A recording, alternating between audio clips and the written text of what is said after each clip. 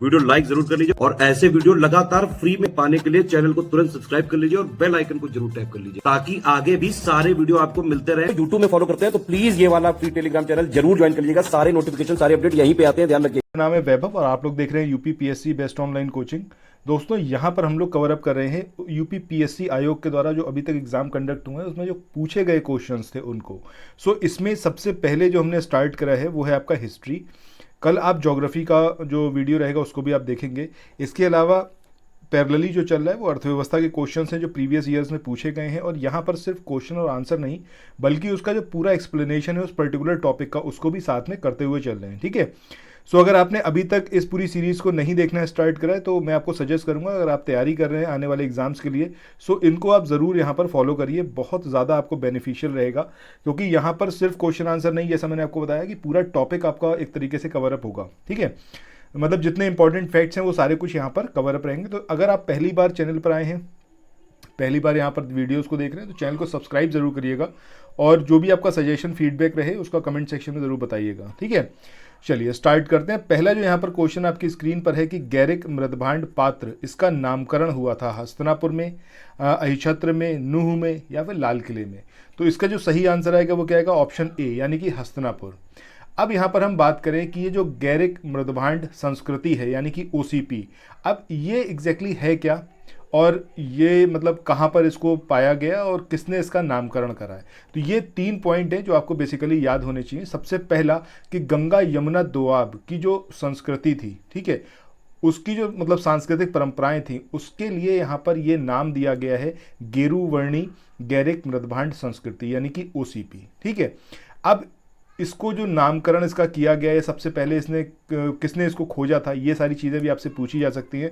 तो आपको एक चीज़ याद रखनी है कि 1951 ये वो साल था जब बी लाल इन्होंने इस पूरे जो आपका ये गेरुवर्णी गैरिक मृदभांड संस्कृति है इसका पता लगाया और ये पूरा एरिया कौन सा है आपका, गंगा यमुना दोआब का, ठीक है। तो वहाँ पर जो संस्कृति डेवलप हुई, जो सांस्कृतिक परंपराएं वहाँ पर हुई, उसी का ये पूरा नमूना है जिसके थ्रू हमें पता चलता है गेरुवर्णी गैरिक मृदभांड संस्कृति के बारे में, ठीक है।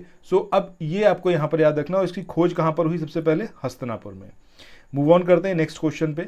अब इस क्वेश्चन में आपसे यहाँ पर पूछा गया है कि ताम्रपाषाण काल में महाराष्ट्र के लोग मृतकों को घर के फर्श के नीचे किस तरह रखकर दफनाते थे, यानी कि दफनाने की जो प्रक्रिया थी उसमें शवों को किस तरफ मतलब दफनाया जाता था, किस तरीके से दफनाया जाता था, ये यहाँ पर क्वेश्चन में आपसे पूछा गया है।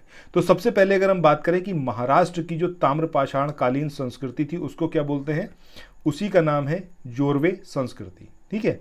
सबसे पहली चीज़ तो आपसे यही पूछी जा सकती है कि जोरवे संस्कृति का संबंध कौन से स्टेट से है, तो आपको याद रखना है कहाँ से है, महाराष्ट्र से। अब ये जो जोरवे संस्कृति थी इसमें मृतकों को दफनाने के लिए किस तरीके से दफनाया जाता था कि उत्तर से दक्षिण की स्थिति में घरों के फर्श के नीचे दफनाते थे, उत्तर से दक्षिण की ओर। ये चीज़ आपको यहाँ पर याद रखनी है। दूसरा आपको याद रखना है कि यहाँ पर जो कब्र मिली हैं उन कब्रों में एक तो मिट्टी की हांडियाँ मिली हैं और उसके अंदर तांबे की कुछ चीज़ें मिली हैं, ठीक है। मिट्टी की हांडियाँ मिली हैं और इसके अलावा क्या है, वहाँ पर जो कुछ तांबे की चीज़ें यहाँ पर वस्तुएं यहाँ पर प्राप्त हुई हैं। तो ये 2 चीज़ें आपको यहाँ पर याद रखनी है। इसके अलावा आपसे पूछा जा सकता है कि अगर हम जोरवे संस्कृति की बात करें तो कौन कौन से स्थल इसके अंतर्गत आते हैं। तो आपको याद रखना है नेवासा, ये एक स्थल इसके अंदर है। इसके अलावा दैमाबाद, क्योंकि आपसे एग्जैक्टली ये पूछा जाएगा, लोकेशन वाइज आपसे पूछ लिया जाएगा कि कौन कौन से जो है जोरवे संस्कृति के एग्जाम्पल हैं या फिर उसकी साइट रही हैं, ठीक है। तो आपका नेवासा, दैमाबाद, कोठे और चंदौली, इसके अलावा इनाम गांव, ये प्रमुख हैं जो आपको याद रखने हैं, ठीक है। एक बार फिर से इसको देख लेते हैं। अगर हम बात कर रहे हैं महाराष्ट्र की ताम्रपाषाण कालीन संस्कृति की तो उसको बोला जाता था जोरवे संस्कृति, जिसके एग्जाम्पल क्या क्या है, आपका नेवासा है, दैमाबाद है, कोठे है, चंदौली है और इनाम गांव है। यहाँ पर जो कब्र पाई गई उन कब्रों में एक तो मिट्टी की हांडियाँ मिली हैं, इसके अलावा तांबे की वस्तुएं उसके अंदर मिली हैं। शवों को जो दफनाते थे वो उत्तर से दक्षिण। तो आगे चले नेक्स्ट क्वेश्चन को देखें। इससे पहले कुछ एक इन्फॉर्मेशन है आप लोगों के लिए जो बहुत इंपॉर्टेंट है। अगर आप लोग उत्तर प्रदेश पीसीएस की तैयारी कर रहे हैं, आप आरओ की तैयारी करना चाहते हैं, बीईओ की तैयारी करना चाहते हैं, इन तीनों एग्जाम की अगर आप तैयारी करने चाहते हैं तो स्टडी फॉर सिविल सर्विसेज के कोर्सेज को आप ज्वाइन कर सकते हैं कंप्लीट तैयारी के लिए। ये वन स्टॉप डेस्टिनेशन है, यहाँ पर आपको सब कुछ मिलेगा। जिसमें स्टडी मटेरियल रहेगा, टेस्ट सीरीज रहेंगी, पेड क्विज रहेंगी, सब कुछ आपको एक ही जगह पर मिलेगा और ये सब कुछ सफिशिएंट होगा आपके एग्ज़ाम को क्रैक करने के लिए, एग्ज़ाम को निकालने के लिए। लेटेस्ट ग्रुप स्टार्ट हो चुके हैं और उन ग्रुप में आपको एडमिशन लेने के लिए सिंपली जो ये नंबर मैं आपकी स्क्रीन पर लिख रहा हूँ, इन नंबर्स पर आप कॉल कर सकते हैं। 8564880530 इस नंबर पर आप संपर्क कर सकते हैं। इसके अलावा 9696066089 इस नंबर पर कांटेक्ट कर सकते हैं, या फिर आप 7523864455 इन तीनों में से किसी भी नंबर पर कॉल करके आप हमसे संपर्क कर सकते हैं और ये लेटेस्ट ग्रुप जो है इसमें आप एडमिशन ले सकते हैं। पूछा गया है निम्नलिखित में से किस स्थान पर मानव के साथ कुत्ते को दफनाए जाने के साक्ष्य मिले हैं। तो आंसर क्या आएगा आपका बुरजहोम।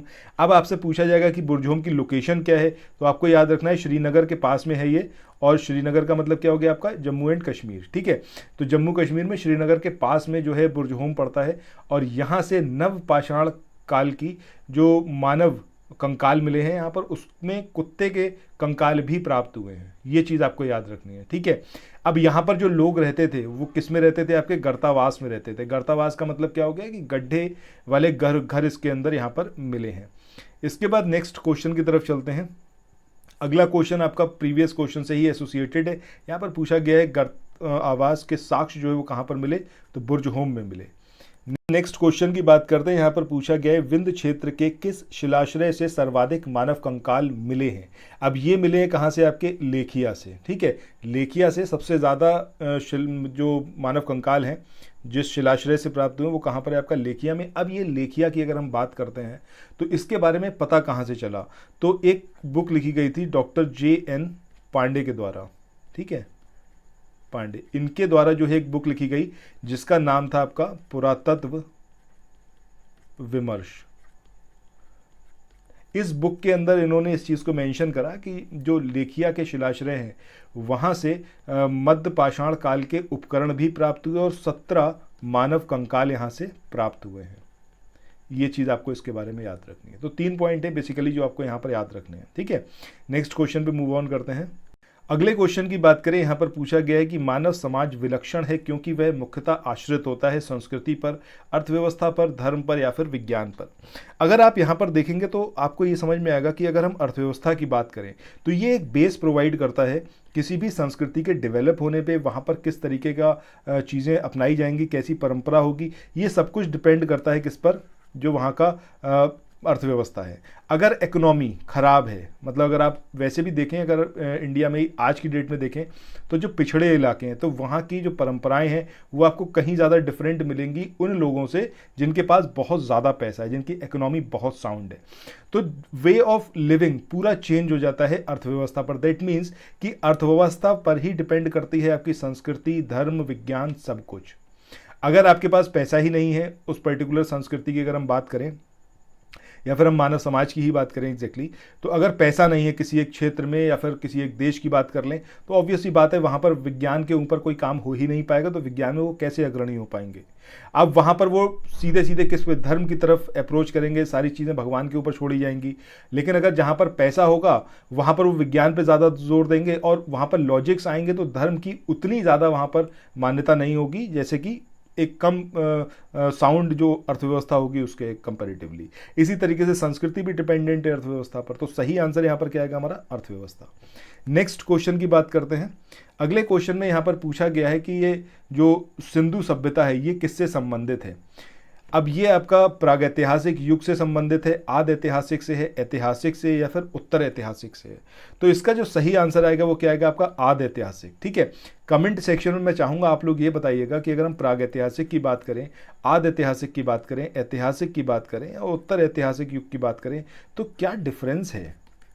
आपने काफ़ी कुछ हिस्ट्री में पढ़ा होगा आई होप, तो ये बताइएगा कि इसमें डिफरेंसेस क्या होते हैं, कैसे हम कैटेगराइज करते हैं इस सब को, ये कमेंट सेक्शन में आप लोग बताइएगा। नेक्स्ट क्वेश्चन की तरफ चलते हैं। अगले क्वेश्चन की बात करें, यहाँ पर पूछा गया है कि सिंधु घाटी की सभ्यता गैर आर्य थी, क्यों ऐसा था? क्योंकि वह एक नगरीय सभ्यता थी, उसकी अपनी लिपि थी। सिंधु घाटी सभ्यता खेतीहर अर्थव्यवस्था थी, या फिर उसका विस्तार नर्मदा घाटी तक था? तो सही आंसर ऑप्शन ए आएगा। क्योंकि अगर हम बात कर रहे हैं सिंधु घाटी सभ्यता की, तो आपने ये बहुत अच्छे से पढ़ा होगा मोहनजोदड़ो और हड़प्पा के बारे में। तो आपको पता है कि वहाँ पर जो पूरा एक सिटी सिस्टम था, अर्बन कल्चर था, वो एकदम बढ़िया था। प्रॉपर वहाँ पर ड्रेनेज सिस्टम था, अलग एक पूजा का स्थान हुआ करता था, एक बहुत बड़ा वहाँ पर अन्नागार होता था, स्नान करने के लिए काफ़ी कुछ, मतलब एक अलग पूरा बनाया गया था। जैसे आपको मोहनजोदड़ो में पता है कि सबसे बड़ा स्नानागार, सबसे बड़ा अन्नागार वहीं पर था। ठीक है, बाकी एंटरटेनमेंट के लिए जो सारी फैसिलिटी थी वो सब कुछ वहाँ पर अवेलेबल थी, ड्रेनेज सिस्टम प्रॉपर था।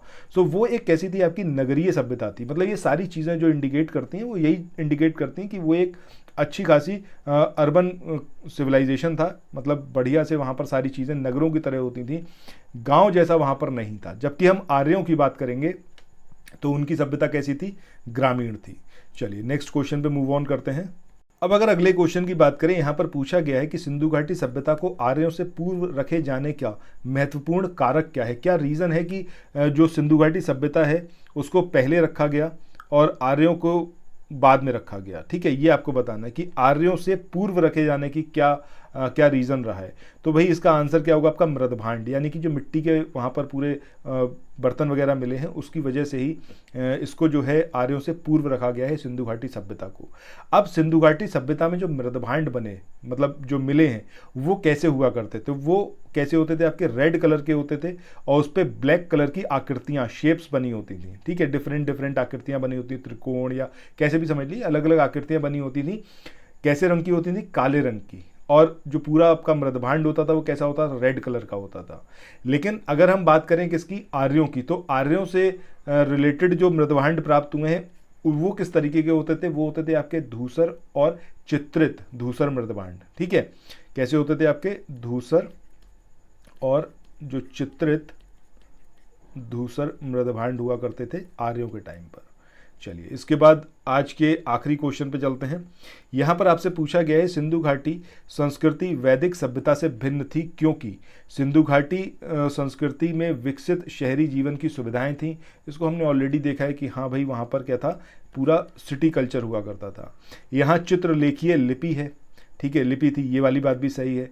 सिंधु घाटी संस्कृति में लोहे और रक्षा शास्त्रों के ज्ञान का अभाव था, ये वाली बात भी यहाँ पर सही है। तो आंसर हमारा क्या होगा?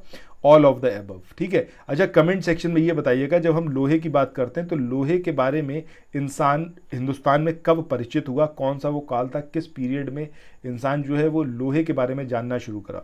ये कमेंट सेक्शन में आप लोगों को बताना है। ठीक है, सो इसके साथ ही इस वाले सेशन को यहाँ पर एंड करते हैं। आई होप ये वाला सेशन आप लोगों के लिए काफ़ी इन्फॉर्मेटिव रहा होगा। कोई भी सजेशन फीडबैक हो कमेंट सेक्शन में बताइएगा। बाकी अगर अभी तक आप लोग चैनल से नहीं जुड़े, तुरंत चैनल से जुड़िए। उत्तर प्रदेश PCS 2024 के लिए फ्रॉम द बिगनिंग यहाँ पर आप लोग मेरे साथ शुरू कर सकते हैं। और ये सारी चीज़ें इतनी इंपॉर्टेंट हैं कि यहीं से आपको क्वेश्चन देखने को मिल जाएंगे एग्जामिनेशन में। इससे पहले RO का होता है पेपर, BEO का, या फिर कोई भी दूसरा एग्जाम आप देते हैं, वहाँ पर भी बहुत ज़्यादा बेनिफिशियल रहेगा। सो फिर मिलते हैं नेक्स्ट वीडियो में, तब तक अपना ख्याल रखिए और पढ़ते रहिए। Thank you so much.